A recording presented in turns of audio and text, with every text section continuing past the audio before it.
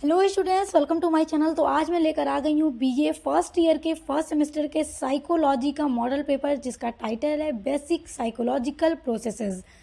तो देखो, आज की वीडियो में जो आपका नया सिलेबस है एनईपी 2020 के अकॉर्डिंग, उसका मैं साइकोलॉजी का मॉडल पेपर लेकर आई हूँ। तो बहुत ही महत्वपूर्ण प्रश्न है और ये एग्जामिनेशन 2023-24 का मॉडल पेपर है, जो परीक्षा अभी हुई है और हो रही है। तो जिस यूनिवर्सिटी में अभी साइकोलॉजी की परीक्षा नहीं हुई है, तो उनके लिए यह वीडियो बहुत ज़्यादा हेल्पफुल होगा, क्योंकि आज की वीडियो में मैं जितने भी महत्वपूर्ण प्रश्न बताने वाली हूँ सभी आपके परीक्षा में आएंगे। तो जल्दी से देख लो कि क्या प्रश्न पूछा गया था इस पेपर में और क्या प्रश्न आपसे पूछे जाएंगे। चलिए शुरू करते हैं वीडियो को। और स्टूडेंट्स, इसके अलावा अगर आप अपने फर्स्ट सेमेस्टर में इंग्लिश लिटरेचर पढ़ते हैं, सोशियोलॉजी पढ़ते हैं, पॉलिटिकल साइंस पढ़ते हैं, फिजिकल ज्योग्राफी पढ़ते हैं, एजुकेशन पढ़ते हैं, तो सभी की क्लास मैंने कंप्लीट करवा दी है। प्लस सभी के मॉडल पेपर की वीडियोस मैं लगातार अपलोड कर रही हूँ, तो उन सभी के लिए एक बार आप मेरे चैनल पर विजिट ज़रूर कीजिएगा। तो चलिए आज के महत्वपूर्ण प्रश्नों को देखना शुरू करते हैं। तो सबसे पहले देखिए कि आपके पेपर में नोट दिया जाता है, सभी खंडों से निर्देशानुसार प्रश्नों के उत्तर दीजिए। तो सभी खंड में आपके अलग अलग निर्देश दिए जाएंगे, तो आप निर्देशों को सबसे पहले पढ़िएगा, फिर उसी के अनुसार उत्तर को लिखना शुरू कीजिएगा। कभी भी पहले उत्तर लिखना मत शुरू कीजिएगा, पहले निर्देश को पढ़ना ज़रूर आवश्यक है। तो देखिए, सेक्शन ए होगा आपके पेपर में अति लघु उत्तरीय प्रश्न। तो ये आपका छोटा छोटा प्रश्न होगा। तो चलिए देखते हैं, इसमें आपको 10 प्रश्न दिए जाते हैं और आपको क्या निर्देश दिया जाता है कि सभी प्रश्नों के उत्तर 50 शब्दों में दीजिए। तो चलिए देखिए प्रश्न। तो देखिए, पहला आपका क्वेश्चन है, मनोविज्ञान की पहली प्रयोगशाला को किसने और कब स्थापित किया। देखिए, आपके पेपर में जो प्रश्न हिंदी में दिया जाएगा वही इंग्लिश में भी दिया जाएगा। तो जो स्टूडेंट्स इंग्लिश में पढ़ते हैं वो इंग्लिश में करेंगे, जो हिंदी में पढ़ते हैं वो हिंदी में करेंगे। तो दोनों के आसानी के लिए पेपर हिंदी इंग्लिश दोनों में दिया जाता है। देखिए, दूसरा प्रश्न है आपका व्हाट इज अटेंशन, यानी कि अवधान क्या है। अवधान के बारे में यानी अटेंशन के बारे में आपको लिखना है। थर्ड है आपका व्हाट इज लर्निंग, लर्निंग क्या है, अधिगम क्या है। देखिए, इसी तरह के प्रश्न आपके अति लघु में आएंगे। तो ये जो अटेंशन है, लर्निंग है, ये सारे टाइप के जो क्वेश्चन है आप इनको अति लघु में तैयार कर लीजिएगा। अब देखिए, क्वेश्चन नंबर 4 है व्हाट इज सेंसरी मेमोरी, यानी संवेदी स्मृति क्या है। सेंसरी मेमोरी यानी कि संवेदी स्मृति क्या है। तो ओके, ये भी बड़ा महत्वपूर्ण प्रश्न है। नेक्स्ट देखो, डिफाइन फॉरगेटिंग, बड़ा महत्वपूर्ण है। फॉरगेटिंग क्या है, फॉरगेटिंग को परिभाषित करिए।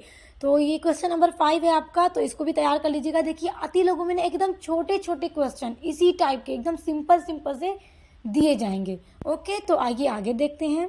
अब देखिए, अगला क्वेश्चन है व्हाट इज ड्राइव्स, अंतर्नोद क्या है। अंतर्नोद क्या है, इसको तैयार रखिएगा, बहुत महत्वपूर्ण है। अगला देखो, अगला क्या है, अगला व्हाट इज मोटिवेटेड बिहेवियर, अभिप्रेरित व्यवहार क्या है, यानी कि किसी को मोटिवेट करने के लिए जो बिहेवियर है वो क्या है, उसको लिखो। क्वेश्चन नंबर 8 है आपका डिफाइन इमोशन। इमोशन बहुत इंपॉर्टेंट है और इमोशन ये आपका क्वेश्चन जरूर आपसे अति लघु में पूछा जाएगा, यानी कि संवेग को परिभाषित कीजिए। तो इमोशन तैयार कर लीजिएगा। नेक्स्ट है क्वेश्चन नंबर 9 है आपका डिफाइन इंटेलिजेंस, बुद्धि को परिभाषित कीजिए। देखिए, कितना सिंपल इमोशन, इंटेलिजेंस, तो मोटिवेटेड बिहेवियर, तो अटेंशन, लर्निंग, ये कितने सिंपल से क्वेश्चन पूछे जा रहे हैं। तो एकदम 50 शब्दों में उत्तर लिखना होगा आपको। अब देखिए, क्वेश्चन नंबर 10 है डिफाइन परसेप्शन, परसेप्शन क्या है, प्रत्यक्षीकरण को परिभाषित कीजिए। तो सभी चीज़ों को परिभाषित करने के बारे में ही पूछ रहा है कि उस चीज़ से आप क्या समझते हैं, वो चीज़ है क्या। तो अति लघु के लिए 10 प्रश्न बहुत महत्वपूर्ण है, इनको तैयार कर लीजिएगा। आइए अब आपका सेक्शन बी देखते हैं। सेक्शन बी होगा आपका शॉर्ट आंसर टाइप क्वेश्चन, यानी लघु उत्तरीय प्रश्न। तो चलिए देखिए, इस पेपर में किस तरह के प्रश्न पूछे गए थे सेक्शन बी में, और मैं बताऊंगी इनमें से कौन सा प्रश्न आपके लिए ज़्यादा महत्वपूर्ण है और आपकी परीक्षा में पूछा जाएगा। तो चलिए आपके प्रश्न को देखते हैं जो आपके लिए महत्वपूर्ण है, आप उनको तैयार कर लीजिएगा।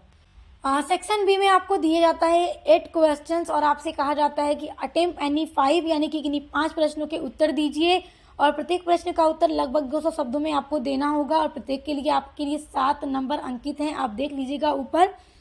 तो देखिए, इसमें दूसरा आपका क्वेश्चन होगा, यानी आपके पेपर का ये दूसरा क्वेश्चन होगा। आपसे क्या कहा जा रहा है, state the nature of psychology, most important question है, कि आप में भी जरूर आएगा क्योंकि आपका जो प्रश्न, आपका जो पेपर है वो क्या है, साइकोलॉजी है, तो साइकोलॉजी क्या है, उसकी प्रकृति, ये आप एकदम तैयार रखिएगा, ये पेपर में ज़रूर पूछा जाएगा। तो ये मोस्ट इम्पॉर्टेंट क्वेश्चन है। अब देखिए क्वेश्चन नंबर 3, देखिए state the meaning of Watson's behaviourism in brief. वास्टन के व्यवहारवाद का संक्षिप्त अभिप्राय समझाइए। तो वास्टन के व्यवहारवाद का एकदम पूरा डिटेल में आपने तैयार करना है, क्योंकि ये भी बहुत ज़्यादा महत्वपूर्ण प्रश्न है। अब देखिए क्वेश्चन नंबर 4 है, बहुत इंपॉर्टेंट है। Describe any one kind of inhibition in forgetting. विस्मरण में बाधा के किसी एक प्रकार को समझाइए। तो किसी एक बाधा के प्रकार को आपको पूरा डिस्क्राइब करना होगा, तो इसलिए आप इसको देख लीजिएगा। बगैर मनोविज्ञान की जो प्रकृति है उसको एकदम रट लीजिएगा। आइए आगे अगला प्रश्न देखते हैं आपका। अब देखिए क्वेश्चन नंबर 5 है, explain the concept of intelligence quotient. बुद्धि लब्धि की संकल्पना स्पष्ट कीजिए। ये इम्पॉर्टेंट है, इसको भी देख लीजिएगा, इसको भी एक बार देख लीजिएगा। अगला है आपका, state the law of similarity and proximity in perceptions. देखो प्रत्यक्षण में समानता एवं समीपता का नियम बताइए। तो इनका जो नियम है वो नियम भी आप देख लीजिएगा कि क्या होता है ना, कि पेपर में प्रश्न आ जाते हैं, और जब आ जाते हैं तो क्या होगा कि बच्चे फंस जाएंगे। इसलिए आप इस मॉडल पेपर में जितने भी प्रश्न मैं आपको बता रही हूँ, आप एक बार उन सभी को तैयार कर लीजिएगा, देख लीजिएगा क्या है, फिर अच्छे से पढ़ लीजिएगा, समझ लीजिएगा। समझी हुई चीज़ रहेगी तो आप एग्जाम में आसानी से लिख लेंगे, रट कर जाएंगे एकदम, तो वो भूल जाना है। समझा हुआ होगा, आप उसको बनाकर अच्छे से लिख लेंगे। नेक्स्ट क्वेश्चन आपका देखते हैं। अब देखिए 7 नंबर क्वेश्चन है आपका, describe the scope of psychology. अब देखो साइकोलॉजी का स्कोप यानी कि कार्य क्षेत्र, साइकोलॉजी का अर्थ और उसकी डेफिनेशन कम से कम 2 से 3 याद रखिएगा। डेफिनेशन अर्थ के साथ आप ज़रूर लिखिएगा। डेफिनेशन पे आपको मार्क्स अच्छे मिलेंगे। मार्क्स गेन करना है तो डेफिनेशन एकदम डेफिनेटली रट ही के जाइएगा आप डेफिनेशन, और उसकी जो विशेषता है और इसका कार्य क्षेत्र, ये सारी चीज़ें, इसकी प्रकृति आप एकदम याद कर लीजिएगा, समझ लीजिए, क्योंकि ये आपका इम्पॉर्टेंट है और आपके पेपर में ज़रूर आएगा। नेक्स्ट क्वेश्चन देखिए 8 नंबर क्वेश्चन है, what is meant by attention, describe its type.